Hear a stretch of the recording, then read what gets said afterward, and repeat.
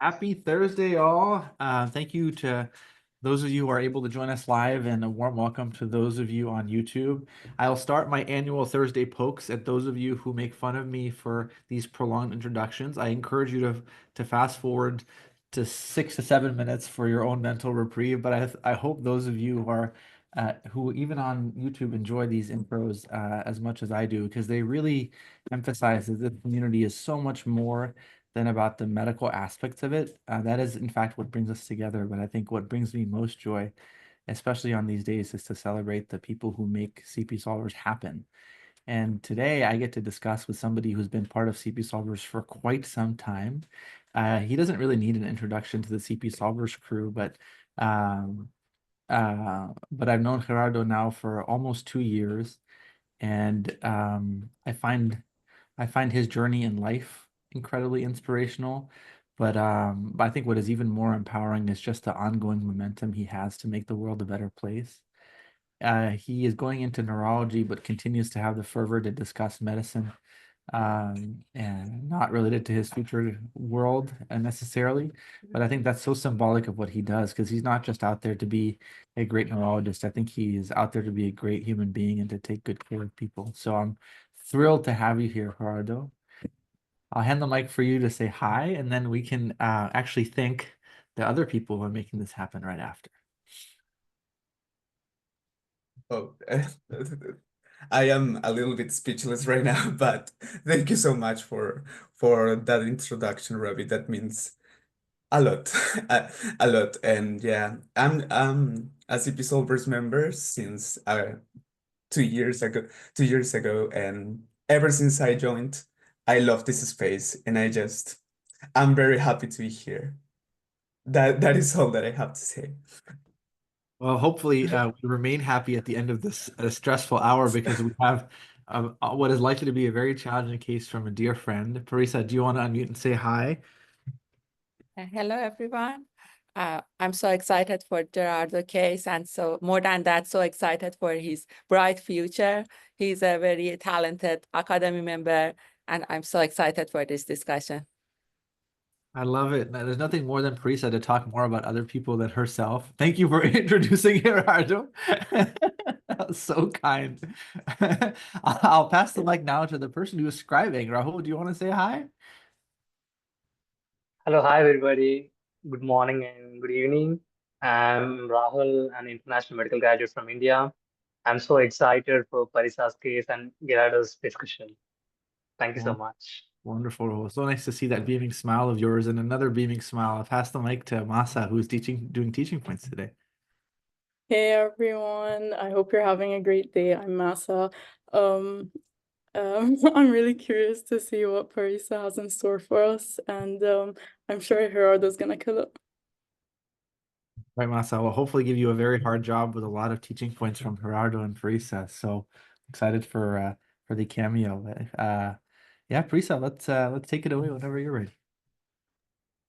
Okay, I think it's the moment of truth. I hope I'm not disappointing you, Gerardo. This is a 7-year-old woman who is brought to the emergency department with the chief complaint of progressive confusion. Sorry, I'm apologizing. Take it away, Gerardo. Yeah, so when I hear a patient of 57 years of age, right? I heard 7 years old female patient with progressive confusion. Well, I associate confusion with altered mental status. So, um, of course, that can mean other things, but now I think I can analyze it better as thinking if it was altered mental status. And for altered mental status, we have different approaches. And one of those approaches is the missed mnemonic, to analyze it, which is metabolic, infectious, structural, and traumatic causes. But of course, it is not the only approach that one can have. And so I think that altered mental status it's something that can be very complex. But one teaching point that I learned, I remember from Aaron Berkowitz from a similar case of altered mental status was that you can also say that maybe the localization isn't the biggest part, pardon my English, the biggest part of analyzing altered mental status, because chances are it is not a localized process. So what I will worry about next in this patient will be to ask about the differential diagnosis in neurology, which is localization times time course. So right now, I would like to know the time course, and of course we can have some pretest probability analysis in terms of the age of the patient and the sex, but I will save that for our next my next comments. Thank you so much. Thank you so much. That was absolutely outstanding. And I think, Gerardo, you're outlining the key principles of really any process, which is where is the disease, localization, and what is the time course? And to steal a little bit of neurological thunder, I think that that's not just a neurological thing, localization times time course. When somebody has chest pain, you want to know, is it their lungs, their heart? And you want to know what period of time is going on. And I think what neurologists are teaching the rest of us internists is that we need to be obsessive about localization and time course. And I think internists, traditionally speaking, are not as obsessive and as precise as the field of neurology has been. And I think if you're an internist taking care of this patient, not yet a neurologist, which is likely the case in the vast majority of places across the world, what you might immediately make two incorrect assumptions, which Gerardo is teaching you not to, and I'm just going to emphasize that. What Gerardo is teaching you not to do is to assume that somebody who has confusion has a diffuse cortical process. Because most of the time when we say somebody's confused, we're saying that they have diffuse global encephalopathy of their cortex. He's also teaching you to be very, very, very precise about the time course, because if this turns out to be 15 years of progressive confusion, there's about 6 things that can do it. If this turns out to be 16 hours of progressive confusion, there's 100 things, all of which are very deadly. So you need to know the time course. That is easier than knowing the localization and not falling into the trap that progressive confusion localizes to the diffuse cortical space, what's termed a non-specific diffuse cortical encephalopathy. Because what else can show up as a masquerader of altered mental status? And I'll just give you a short list. A short list would be that somebody has a meningioma in their frontal lobe and they have frontal lobe dysfunction, and the family thinks they're confused, but really what's happening is their personality has changed. What could also happen is they have a focal parietal lesion that's causing them to ignore their left side. And the reason they're ignoring their left side, their patient thinks, oh, you're confused. They could have a basal ganglia process that has affected their mood and their ability to eat and drink and wants and desires. And that could be manifested as by family members as progressive confusion. So said simply, what a non-expert, a family member, and even a general internist labels as confusion may not be what a neurologist hears, which is progressive symmetric cortical dysfunction. It may actually be a focal neurological problem, like a frontal lobe issue, parietal lobe issue, and basal ganglia issue. So why am I saying this to all of you? I think that it's really, really key to listen very carefully to what the family member means by confusion before applying the label altered mental status. Now, why is that important? It's important because, as Gerardo said, localization influences the differential diagnosis. If the localization here is a diffuse cortical encephalopathy, differential diagnosis is missed, metabolic infectious structural toxin. If the localization actually is a basal ganglia process, then the differential diagnosis is very, very different. You would not consider acute, you would not consider malignant catatonia as a cause of confusion. With cortical encephalopathy, you would only consider it if there was basal ganglia features, as a very concrete example. So as we hear that HPI from Parisa, what we're going to try to do is to figure out, are there personality changes? Are there behavioral changes? Is there neglect? To make sure that this is not actually a focal process, and we'll be trying to pay attention to what the time course is. So Parisa, take it away. Amazing breakdown. I will try to give you information to differentiate among the buckets. And before I'm going through the HBI, it is one of the cases Alex gave me, and he and her team provide amazing care. As I will give you information, you will see yourself.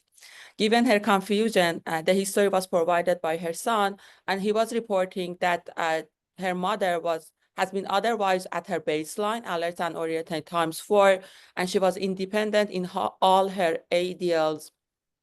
But starting 3 days ago, she began to be a bit more forgetful than usual, and she was making odd statements. She was feeling that as her brain was on fire, and she also seems to be slurring her words. Additionally, starting 10 days ago, she was diagnosed with bacterial conjunctivitis and keratitis of her left eye. They went to the ophthalmology clinic, and she had been taking both oral and topical agents, and the associated pain, redness, and reduction of the visual acuity has been stable. And at the time, she didn't have any other symptom. Also, for helping the pain, she was taking ibuprofen and acetaminophen as been required. Starting the day before of the presentation, her mentation continued to get worsened, and also she was more confused and slurring her words more significantly. She was having more delusion and hallucination, and her son also feeling that the symptom is similar to the time she has been hypoglycemic in the past. But when he was taking her blood sugar, it was normal. The other thing she was had additionally to that hypoglycemic episode was that she has some random jerks in her extremities with quick termination and resolution. Also, her husband was recently sick with some upper respiratory tract infection, and her mother, the patient, was complaining of some mild sore throat and congestion.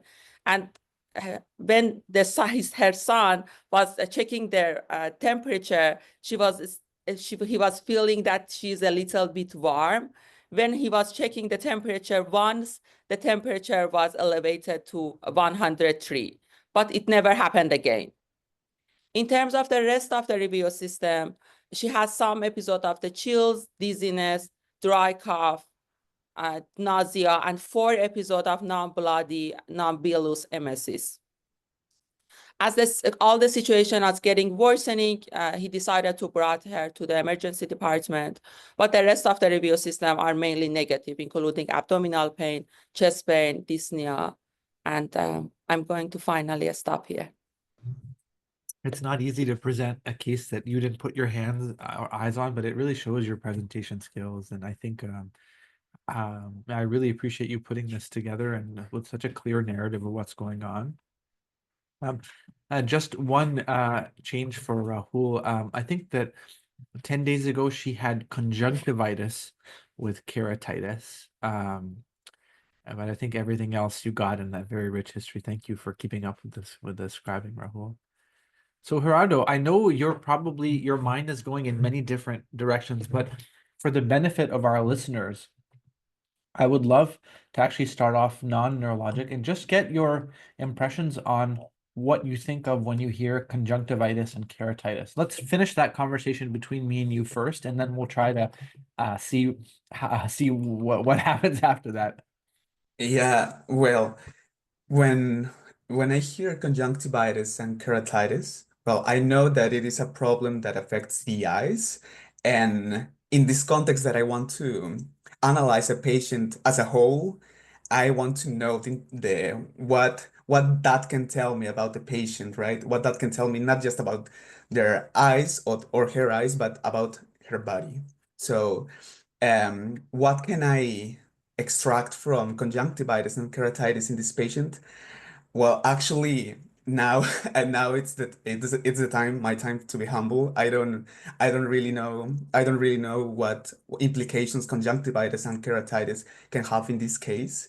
But I wanted to just point something very interesting about the HPI, which is just very interesting that it was mentioned, the brain on fire.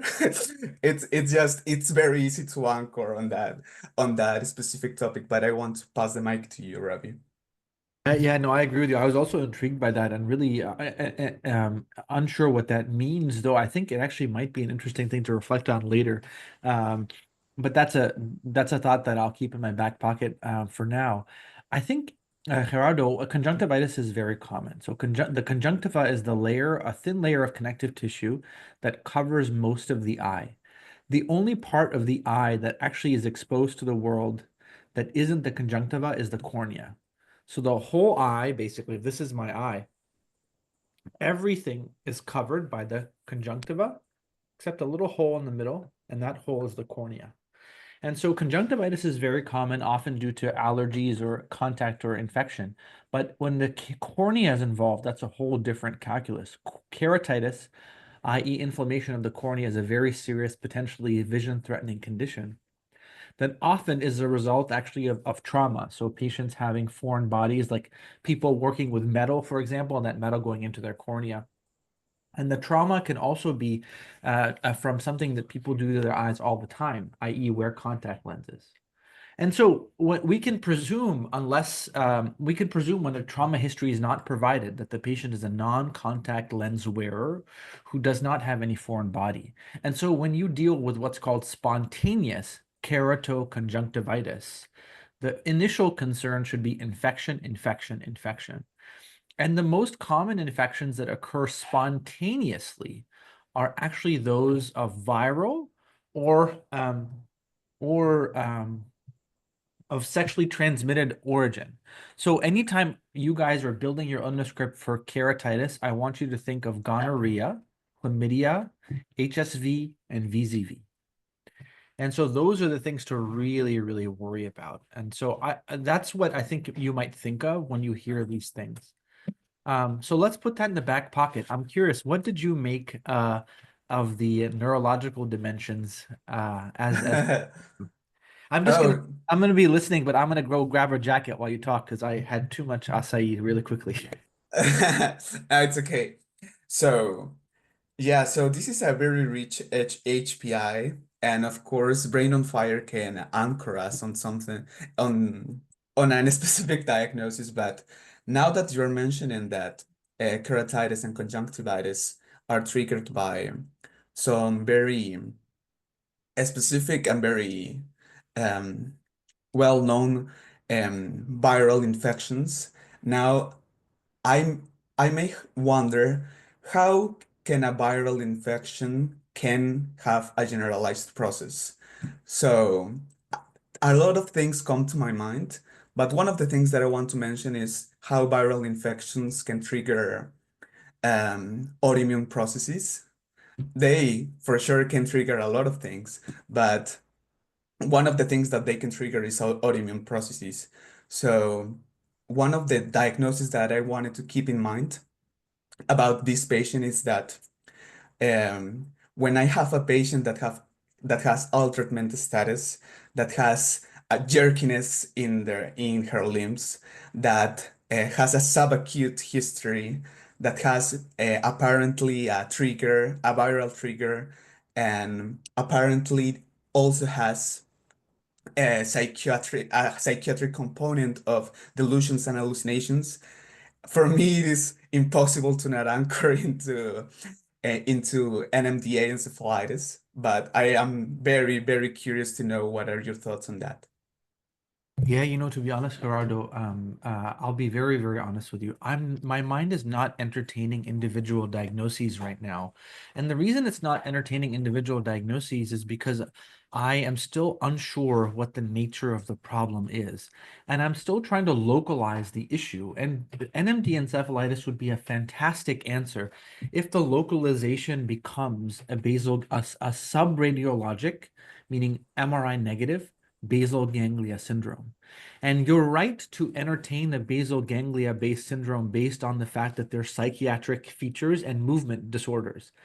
And movement disorders and psychiatric features are very suggestive of basal ganglia disease. Think of Lewy body dementia as a great example. Mood changes, motor changes are characteristic in that condition. And so I'm right there with you in worrying that this might be an issue with basal ganglia, and then would want to know, is it image positive or image negative? And if we finally arrive to the problem representation of image negative basal ganglia disease, I think then I would start to think about NMDA encephalitis. But I think that there's one interesting aspect to this, and that's the slurred speech. Because if the slurred speech is a form of speech disorder, either dysarthria or aphasia, that might take us into a different localization pattern. And that's what's giving me a little bit of pause about where this disease lives. And so I think it's going to be really, really key, Gerardo, as you just said, to say, is this a diffuse cortical process? Is this a basal ganglia process? And the evidence for cortical phenomenon might be that the speech pattern turns out to be a cortical speech issue, i.e. aphasia. It might turn out to be a movement disorder issue because of dysarthria, which would help us localize to the basal ganglia. So I think the progress that we've made, Gerardo, honestly, is the probability of an isolated cortical process is lower. And it's lower because the patient isn't just presenting with confusion. She's presenting with confusion, psychiatric features, and with movement disorder. And so I, like you, have made progress towards worrying that this might be a disease that lives in the basal ganglia. I think the concern I have is the fever. And we'll just share that the majority of autoimmune encephalitides are in patients who have low-grade fevers or are afebrile. So I'm nervous for this patient because I think she's fairly sick.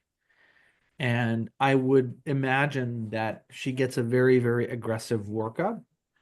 And I think that based on the degree of dysfunction in the brain on the HPI, I would not be happy with a non-contrast CT in this patient. I think an MRI is probably going to be important fairly quickly. You might be thinking, well, what about a lumbar puncture? I think the probability of bacterial meningitis is low enough that you want to do the MRI before the lumbar puncture, ideally. Because if you do the lumbar puncture before the MRI, you might artificially create leptomeningeal enhancement as a result of the trauma from the LP.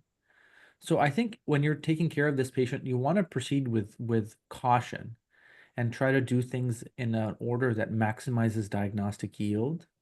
I think the probability of an intracranial process like NMDA encephalitis is high enough that you need to get the best quality images of the brain quickly.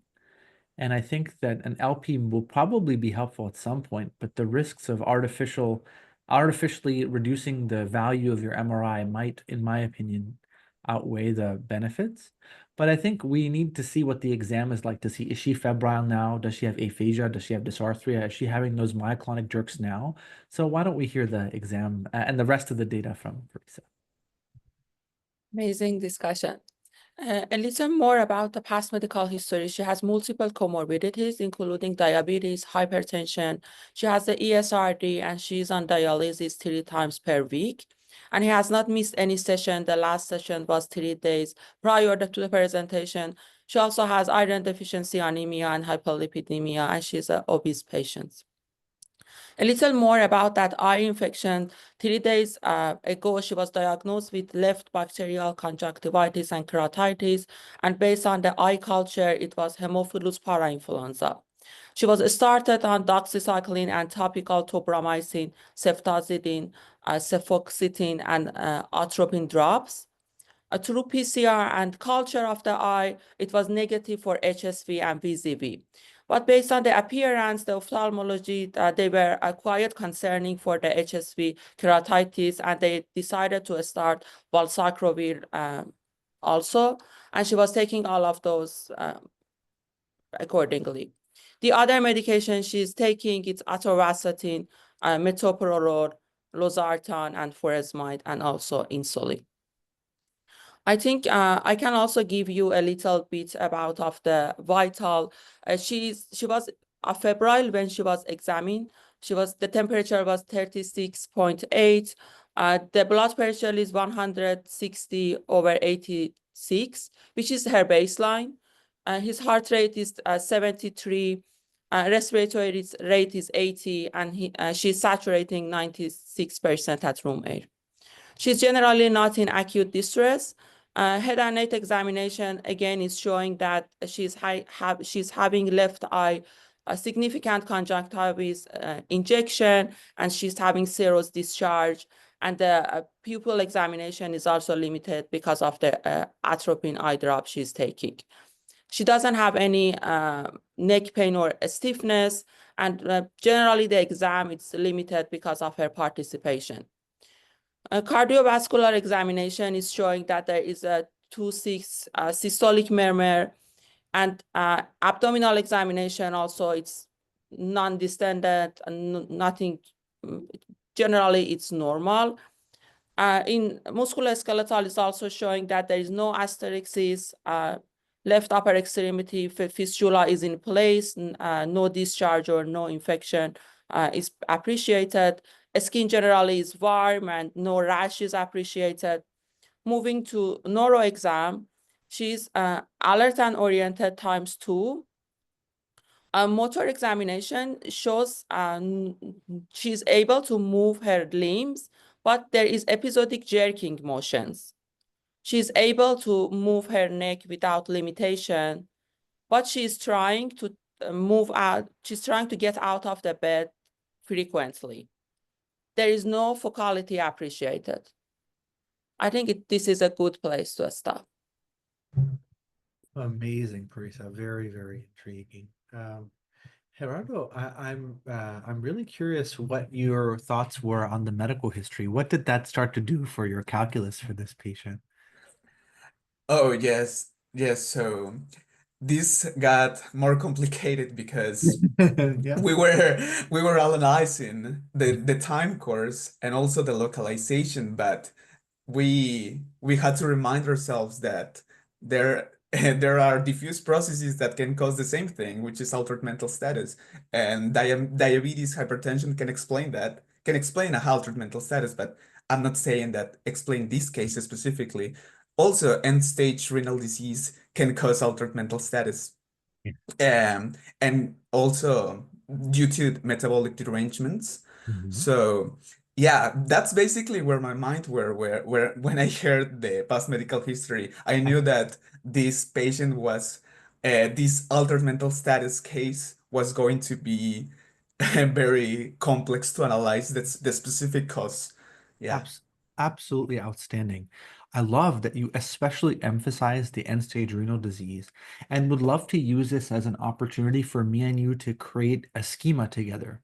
So how can you connect, just if you're making a schema to teach your student in the future, ESRD plus AMS, what lives under that world in your mind?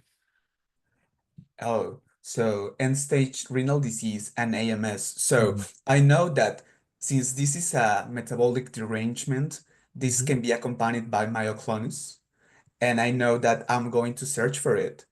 And also end-stage renal disease obviously has a lot of other components to it, signs and symptoms, and I will be searching for it, and also to also analyze really well the mentation of the patient, because these metabolic derangements tend to have fluctuations in their course. So I will try to analyze that, and yes, that is my take on end-stage renal disease.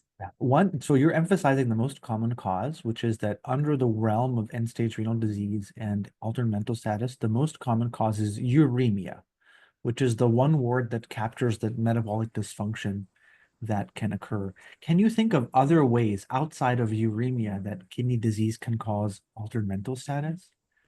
Oh, yes. So I do remember because this is something very important that not only urea is excreted by the kidneys, not even it's the only product that is excreted. So I know that there are a lot of components, metabolic components, if I'm explaining myself good, Yes. that that can accumulate and that can also have the same presentation, but um, sometimes the urea levels are not sensitive enough to sense it. So that is my take on that. Excellent. I think that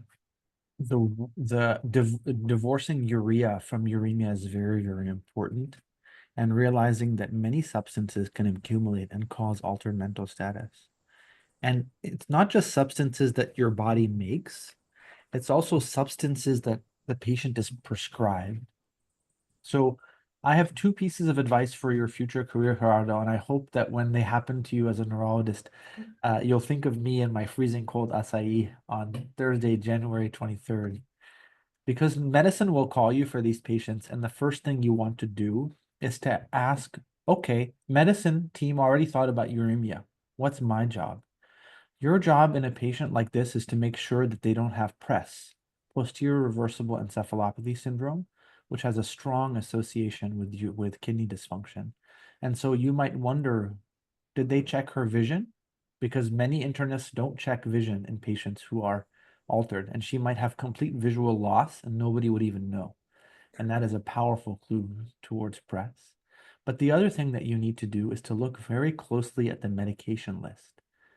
And the medication list includes atorvastatin, furosemide, metformin, insulin, losartan, and her eye drops, and valacyclovir. Do you happen to know, just based on reflexes, if any of those medications worry you as a cause of altered mental status in a patient with ESRD? Yes, because patients with end-stage renal disease do not control very well their electrolytes. So we have to be cautious when we administer drugs that can alter the values of the electrolytes, which are some of the diuretics. So furosemide, for example, I would like to know what is the dose that the patient is receiving, obviously, and also maybe losartan also. And I would like to know what type of insulin it's the patient receiving, and also obviously all the data that involves the diabetes and all the comorbidities that the patient has. Absolutely superb. All of what you said is true, and valacyclovir. To be very careful of prescribing acyclovir to patients, and the main toxicity The of the crystalline nephrotoxicity, is it oh I love yeah, your I love your I, excitement. I remember this is just a reflex thought on on that frog. Is it okay? Yes, you're right that the most common cause of most feared complication of acyclovir is actually nephrotoxicity from crystalline deposition.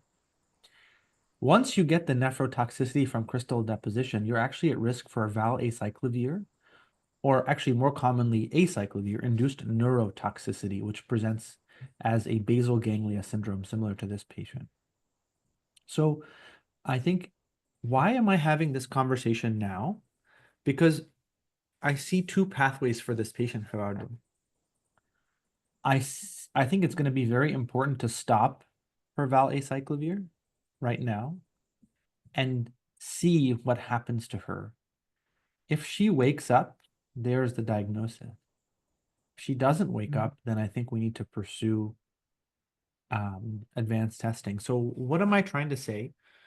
Diagnosing a patient begins with putting in orders for lab tests and imaging, but it also means deliberately not ordering things that they were previously on. All too often, we think about things we want to get from the patient. But just as important is to think of things we no longer want to give to the patient. The only way to diagnose acute hypersensitivity pneumonitis, Gerardo, is to remove the patient from their home environment and watch them get better. The only way to diagnose valacyclovir-induced neurotoxicity is to do the workup for an alternate cause, but not to accidentally continue the medication. So I think in this patient, it'll be key to stop the valacyclovir, but it's equally as important not to assume that that's the cause, because neurotoxicity is relatively rare. Part of the benefit of using the valacyclovir instead of regular acyclovir is a reduced probability of neurotoxicity, but reduced does not mean zero.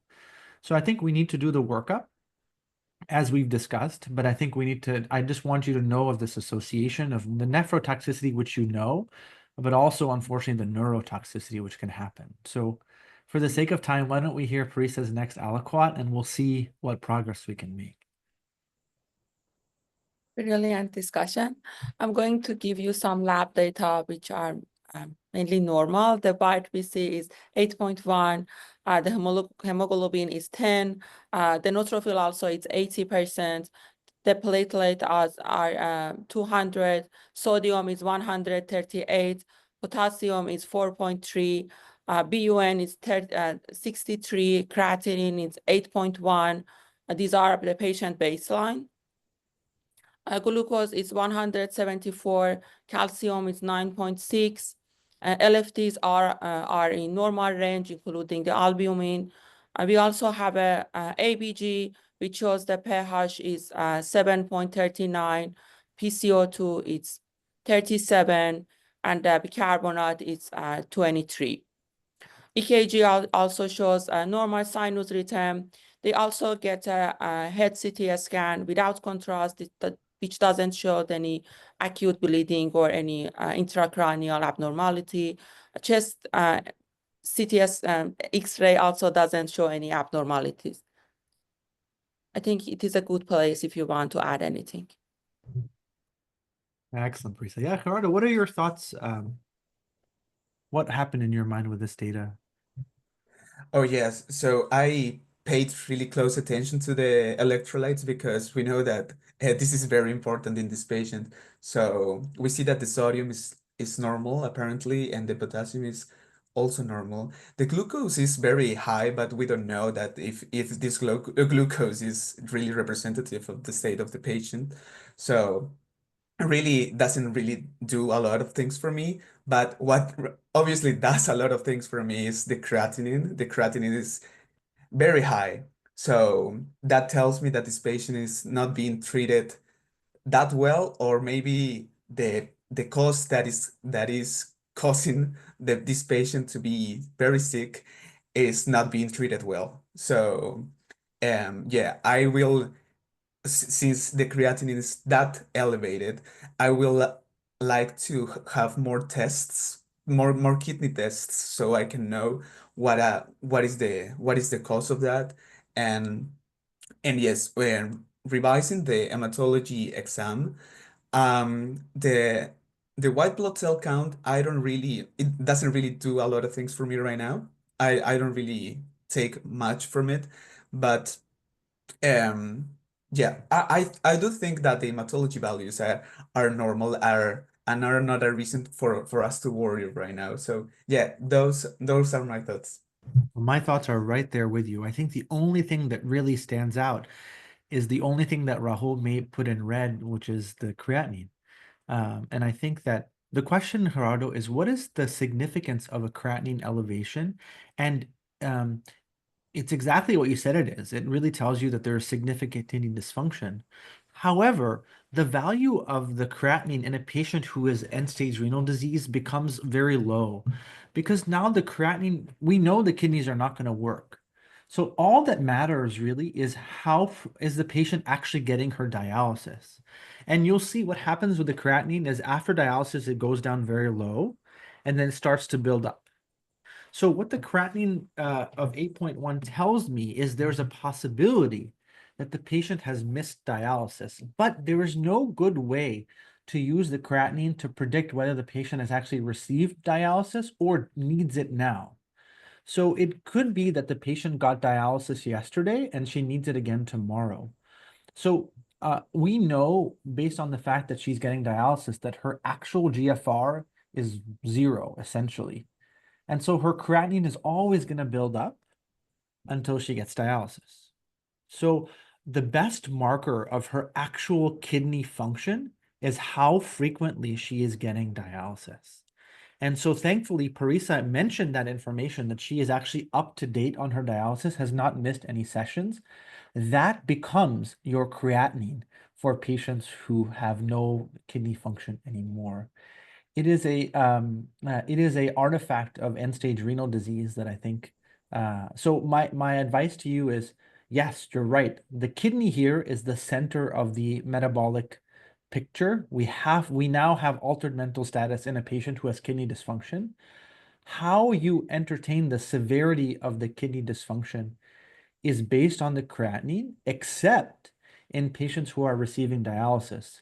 And in patients who are receiving dialysis, the most accurate marker of their filtration is how frequently they're getting dialysis. It's no longer, unfortunately, their creatinine.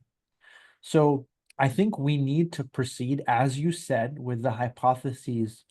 Could this be uremia? Unlikely, because she's getting dialysis regularly. Could this be PRES? Yes, PRES can occur idiosyncratically. Could this be the effects of medications accumulating? Yes, that occurs idiosyncratically. But if those two things are not happening, then we have to go back to your hypothesis of something happening intrinsically here. So the question in my mind is, does she have a medication side effect? Or does she have an independent organic disease in her brain, like NMDA encephalitis or HSV encephalitis? And I think time will tell, and so will an MRI. But you could, honestly, Gerardo, you could hypothetically avoid an MRI if you stopped her valacyclovir and waited for just 2 days. But in a patient who is this confused, that may be risky because she may not get better. So I'm really curious what Parisa and the team did. Amazing discussion. I think in this alicot, I mainly have some microbiology data and metabolic data, which is showing that HIV test was negative. The team also obtained blood culture that were negative. Respiratory panel, including flu A, B, RSV, and COVID, were all negative. They also obtained the UA, which doesn't show any hematuria, pyuria. Then urinary culture were also negative. We also have treponema antibody were turned out to be negative. Ammonia level is normal. Acetaminophen level and salicylic is also not detected. Serum alcohol level not detected. Free T4 and TSH is also within normal range. And vitamin B12 level is also normal. Lactic acid and beta hydroxybutyrate is also normal. I think technically I wanted to reveal it in the next alicot. If you want to discuss it, if we could stop here, or if you want to, I could also reveal it here. Oh, Prisha, just to clarify, so in your next round of you'll reveal the diagnosis, is that Yes. Okay, Yes. yeah.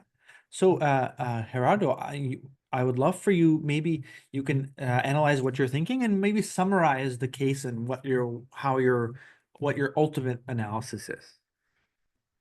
Yes. So we know that this is a complex case because altered mental status is very complicated, and we know that we need to have a lot of analytics, and I'm happy that we have it right now. And the analytics right now really aren't telling me a lot of information, but we do know that we have to pay close attention to it. But yes, it really isn't telling me a lot, but I'm curious, what are your thoughts on that, Rabih?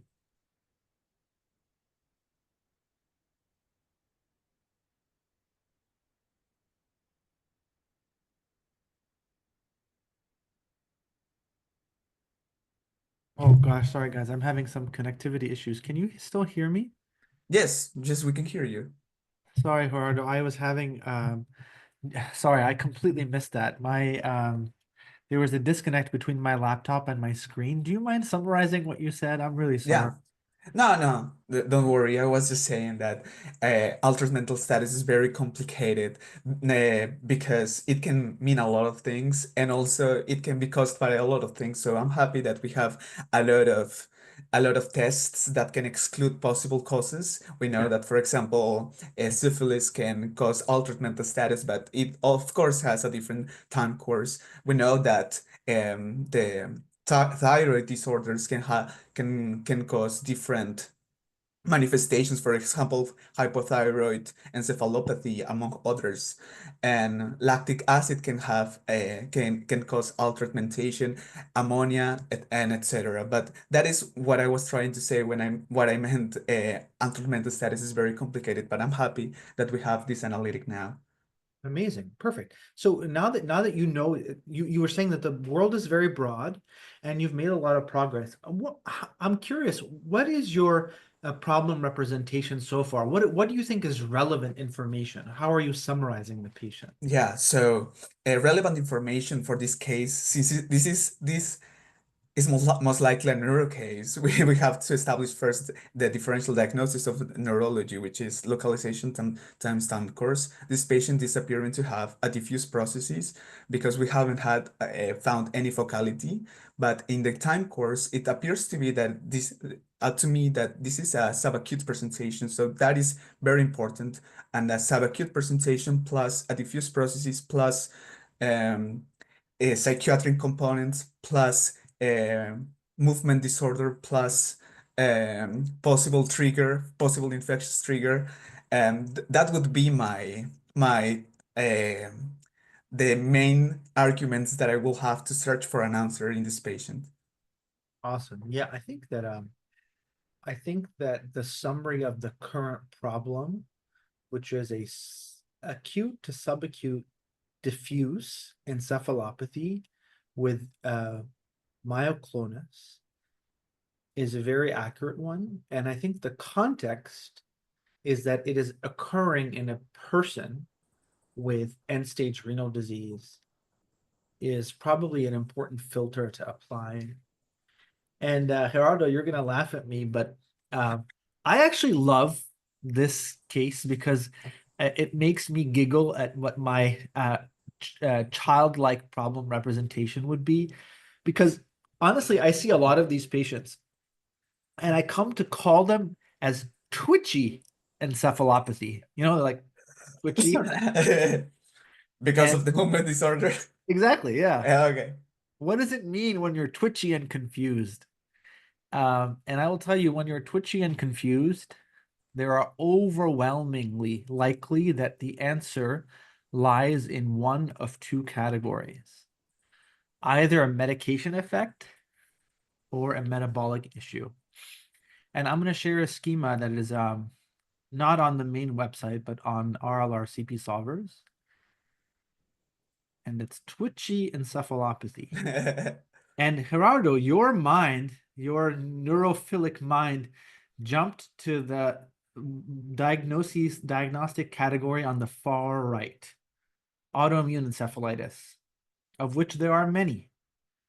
But before we diagnose the autoimmune encephalitis, we have to worry about either a metabolic issue or a medication side effect. And for me, if I were to be honest with you, I think the moment you hear end-stage renal disease, plus all the new medications she got, this was a person who was chilling, living her life, happy, until she got keratoconjunctivitis. And the fact that she got a whole bunch of things poured into her body at that moment, and then she subsequently develops a twitchy encephalopathy, is a profound case for a medication effect. And I think this is why it's really, really important to know, well, what medications are tricky in end-stage renal disease patients. I would be very, very worried about a medication side effect here. And I think the medication that grabs my eye the most is the valacyclovir. But her topical antibiotics, while not classically associated with altered mental status in topical form, IV Intravenous forms of these medications certainly are. So I would be most suspicious of a medication side effect causing a toxic metabolic twitchy encephalopathy. So I think in real life, if I were taking care of this patient, I would probably say, you know what? Let's just get her a dialysis session. Let's stop giving her the valacyclovir and maybe the other meds. And if she wakes up, done. If she doesn't wake up, then we have to go to the right side of that schema and get an MRI to see, does she have PRES? Does she have prion disease? Does she have NMDA encephalitis? But I don't think that I would be running towards an MRI first. I would first try to see, can we treat the cause by giving her dialysis and stopping these medications? So let's see what Parisa has in store, and then maybe we can hear your reflection, Gerardo. Brilliant discussion, and exactly as you were saying, Rabih and Gerardo, the team followed the same path. They were performing the medication reconciliation on a presentation, and they noted that she has been prescribed 1,000 milligram 3 times valsarcovir instead of the recommended dosage of 500 milligram 4 times per day in ESRD patients. And they were concerned for valacyclovir-induced neurotoxicity, and the picture is usually presented with dysarthria, hallucination, somnolence, and myoclonus, these twitchy things. And the Valtrex were discontinued, and they continued with hemodialysis, and the patient significantly improved. And because of the rapid improvement in the symptom, and the patient really back to her baseline after holding the medication. And she really didn't have any notable fever, and she didn't have any serious findings. They deferred the MRI and lumbar puncture, and the final diagnosis for this patient is valsarcovir-associated neurotoxicity. I'm curious to hear your reflection, and maybe at the end, I also have a tiny teaching point. Yeah, what do you think, Gerardo? What are your reflections on this Oh, case? a lot. But I think that the main takeaway that I have from here is to not anchor because neurologists tend to anchor on some things, or at least I from my perspective, I wanted to anchor on that brain on fire and those are other components of the syndromic entity. But at the end of the day, you are right. We have to exclude possible causes, and we have to see at the medication. We have to see the whole picture to analyze the case. So yeah, my main takeaway is that is basically that, to just be humble and try to learn from the history of the patient and try to navigate my journey in learning what the diagnosis is. That is my main takeaway. I completely agree with you, Gerardo. Unfortunately, there are about 15 internal medicine organs compared to just one brain. And so it's much more likely that a patient with a brain problem has an internal medicine problem first and then a brain problem. And so you always have to be very, very strategic about that. It's very different on neuro VMR, of course. Those cases are curated such that the patient has a brain problem. But I think this is what you're going to encounter when you do your intern year, of all these cases where the brain is fine, but it's the internal medicine people that are doing funky things to it, you know? So you got to be careful of us. We do suboptimal brain health sometimes, including incorrect prescription, which I've been guilty of many times. But yeah, maybe Parisa, we can hand the mic to you to see what teaching points you wanted to share before we hand the mic to Masa. It is valsarcovir-associated neurotoxicity. It is I never heard of that. It was really interesting to me, and it seems that especially in ESRD patient, it is really important to keep in mind about the dosing we are giving to the patient. The common sign of toxicity, it is as you were mentioning, they are disorientation, hallucination, dysarthria, but the most common of them are disturbance in consciousness and hallucination. The good thing about them is that hemodialysis can effectively treat the excess accumulation and can help reverse the VAN easily in hours to days. But the challenging part that the dilemma we are usually having is that the acute encephalitis might be associated with herpes zoster. And if the CSF is confirming the finding of encephalitis, this category of the patient need to be treated with a standardized treatment of acyclovir. Thank you, everyone. Absolutely outstanding. I love that distinction. And I will tell you, for those of you who are taking care of patients, if your patient comes in and they're doing this, it's their medications, guaranteed. And only after you've stopped their medications can you move past it. So I think that also is a very helpful distinction between HSV encephalitis and valacyclovir-induced neurotoxicity. With patients with HSV encephalitis, they usually don't have any movement abnormality, so that can be a helpful clue. Thank you, Parisa, for this incredible case, and I'll have to give Alec a big shout out for setting you up for success. But Masa, I think it came true. You had a lot of work to do. I'm excited for what stuck with you in terms of teaching points. Thank you, Parisa, for the awesome presentation, and Gerardo, you did a great job. So we have a patient that the 57-year-old female patient that presented with progressive confusion. Confusion can be associated with altered mental status, and here we use the MIST mnemonic, which stands for metabolic, inflammation, structural, and traumatic.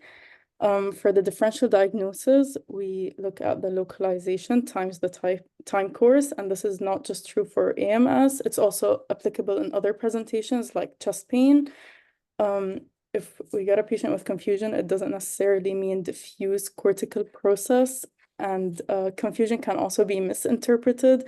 So if there's frontal lobe involvement, the patient can present with personality change, or parietal lobe involvement with neglect, or basal ganglia involvement with mood. The mood can be affected, and so these can all be misinterpreted for confusion. This patient had 10 days of conjunctivitis and keratitis. Keratitis can be a result of trauma, like contact lenses. And in keratoconjunctivitis, this is mostly because of infection, like viral infection, or STIs, like gonorrhea, chlamydia, HSV, or VZV. And here our patient had psychiatric disturbances and a movement disorder. In this case, it can point towards basal ganglia involvement. So we want to get an MRI to see if it's MRI positive or negative. Gerardo mentioned NMDA encephalitis, which would be MRI negative. The patient had slurred speech, so we want to differentiate between aphasia, which can point towards diffuse cortical issue, or dysarthria, which can be more of a basal ganglia issue. MRI is important here, but if LP is being considered, we get the MRI first, because leptomeningeal enhancement can occur as a result of trauma from the LP. The patient had a past medical history of end-stage renal disease, and this can explain AMS due to the metabolic derangements. When we get a patient with ESRD and acute mental AMS, altered mental status, we think of uremia or PRES. In this case, we check for vision or medications. This patient was on valacyclovir, which can cause nephrotoxicity from crystal deposition and also neurotoxicity, although it is mostly seen in acyclovir, but we still have to be on the lookout. Her labs were unremarkable, but she did have an elevated creatinine, which was her baseline. And when we look at creatinine in patients who undergo dialysis, it usually decreases after dialysis, but then gradually builds up again. So the best marker of kidney function in patients who undergo dialysis is how frequently the patient does dialysis, and not necessarily like their creatinine. In this patient, so now we have an ESRD patient with diffuse encephalopathy and myoclonus. So when we have twitchiness and confusion, we have to think of medication side effect or a metabolic issue. So in this case, we first stop the medications and take the patient to dialysis and see what happens. And that's exactly what happened with this patient. And the patient improved and ended up being diagnosed with valacyclovir-induced neurotoxicity. Thank you. You got a lot of love in the chat, but very, very well succinctly summarized by Hans. Simply superb. That was awesome, Lasa.